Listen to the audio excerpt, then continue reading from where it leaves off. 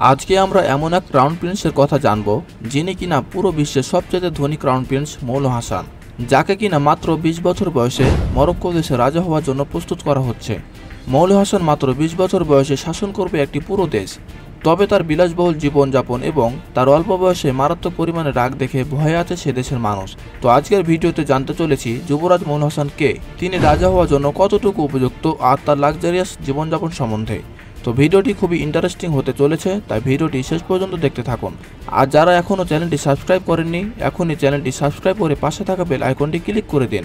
মৌলু হাসান জন্মগ্রহণ করেন ৮ মে ২০০৩ সালে। তার পিতা হচ্ছেন মোহাম্মদ VI। তিনি বর্তমান মরক্কো দেশের রাজা। মোহাম্মদের পিতা ১৯৯৯ সালে মারা যাবার পর থেকে তিনি মরক্কো দেশের বাদশাহ হন। আর তিনি বাদশাহ হওয়ার পর মরক্কো দেশের অনেক উন্নতি করেন। কিন্তু বর্তমানে বাদশাহ মোহাম্মদের স্বাস্থ্যের অবনতি হচ্ছে, তাই বর্তমান বাদশাহর কিছু হলে যুবরাজ হাসান সিংহাসনে আরোহণ করলে কি হবে তা নিয়ে লোকেরা চিন্তিত। যুবরাজ হাসান মাত্র ১২ বছর বয়স থেকে তিনি তার পিতার রাজার সাথে বাইরের দেশে বিভিন্ন মিশন ইভেন্টে যান। হাসান মাত্র ১৫ বছর বয়সে তার বাবার সাথে পোল্যান্ডে জাতিসংঘের জলবায়ু পরিবর্তনে সম্মেলনে যোগদান করেছিলেন। সেখানে হাসান তার দেশের প্রতিনিধিত্ব করে। তিনি জলবায়ু পরিবর্তন মোকাবেলায় আরও জরুরি পদক্ষেপের আহ্বান জানিয়ে আরবি ভাষায় বক্তৃতা দেন। বক্তৃতাটি তার আবেগ এবং স্পষ্টতার জন্য ব্যাপকভাবে প্রশংসিত হয়েছিল এবং এটি তার ক্রমবর্ধমান আত্মবিশ্বাস এবং জনসাধারণের কথা বলার ক্ষমতা প্রকাশ পেয়েছিল। তারপর থেকে হাসান রাজকীয় দায়িত্ব গ্রহণ করেছেন এবং তিনি নিয়মিতভাবে তার পরিবার এবং রাজার পক্ষে বিভিন্ন মিশনে যোগ দেন। তার বাবার মতো প্রিন্স হাসানও দেশের অর্থনৈতিক ও সামাজিক উন্নয়নে ব্যাপক আগ্রহ দেখিয়েছে। সবাই বুঝতে পারে যে তিনি সত্যি একদিন জনগণের রাজা হবেন। তবে একজন রাজপুত্র যাকে পরবর্তী রাজা হবার জন্য এতটা উপযুক্ত বলে মনে হয় এবং যাকে জাতীয় ও আন্তর্জাতিকভাবে পছন্দ করা হয়, তার ভবিষ্যৎ শাসনের বিরুদ্ধে লোকজন কিভাবে চিন্তিত থাকতে পারে। মৌলু হাসানের রয়েছে জ্বলন্ত মেজাজ, বিশেষ করে তার নিজের লোকদের সাথে।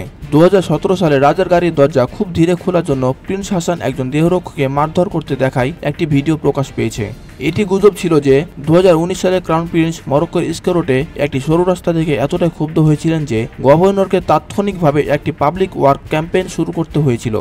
আরেকটি ঘটনায় এটা গুজব আছে যে রাজপুত্র ঘোড়া পিঠে চড়ার প্রশিক্ষণের সময় একজন আরোহীকে কঠোরভাবে শাস্তি দিয়েছিলেন, কারণ তারা তাকে ভালোভাবে সম্বোধন করেনি। এসব দেখে কেউ কেউ ভয় পায় যে যুবরাজ হাসান এমন একজন শাসক হবেন যিনি দ্রুত রাগ করেন এবং যারা তাকে রাগান্বিত করবেন তাদেরকে তিনি ক্ষমা করবেন না। সেজন্য রাজা মোহাম্মদের স্বাস্থ্য বছরের পর বছর ধরে মরক্কোনদের জন্য উদ্বেগের কারণ হয়ে দাঁড়িয়েছে, যদিও তার চিকিৎসার অবস্থা সম্পর্কে সঠিক বিবরণ জানা যায়নি। রাজা মোহাম্মদের হার্ট সংক্রান্ত জটিলতার জন্য তিনি ২০১৮ সালে প্যারিসে হার্ট অপারেশন করতে গিয়েছিলেন। তিনি চোখের রোগে ভুগছেন বলেও জানা গিয়েছে। লোকজন এই আশঙ্কা করছে রাজা মোহাম্মদের কিছু হলে প্রিন্স হাসান আরও বেশি ধনী রাজপরিবারের একজন হয়ে উঠবেন। ক্রাউন প্রিন্স মৌলু হাসান বিশ্বের সবচেয়ে ধনী রাজপুত্র হিসেবে পরিচিত। তিনি $1.5 বিলিয়ন এবং অতিরিক্ত আনুমানিক $8 বিলিয়ন সম্পদ, যা তিনি রাজা হওয়ার পর উত্তরাধিকার সূত্রে পাবেন।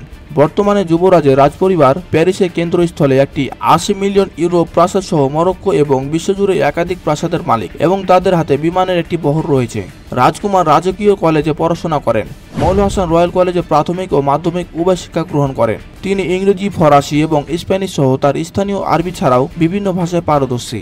মৌলু হাসান রয়্যাল গার্ডের কর্নেল, রয়্যাল আর্মির কর্নেল এবং রয়্যাল এয়ার ফোর্সের কর্নেল পদে রয়েছে। ক্রাউন প্রিন্স বিশ্ব ভ্রমণের জন্য খুবই পরিচিত পেয়েছেন। তিনি বিশ্বের সবচেয়ে শক্তিশালী এবং ব্যয়বহুল ভিআইপি জেটগুলোর মধ্যে একটি গালফা স্ট্রিম G650 জেটে ভ্রমণ করেন, যেটির মূল্য $৬৭ মিলিয়ন।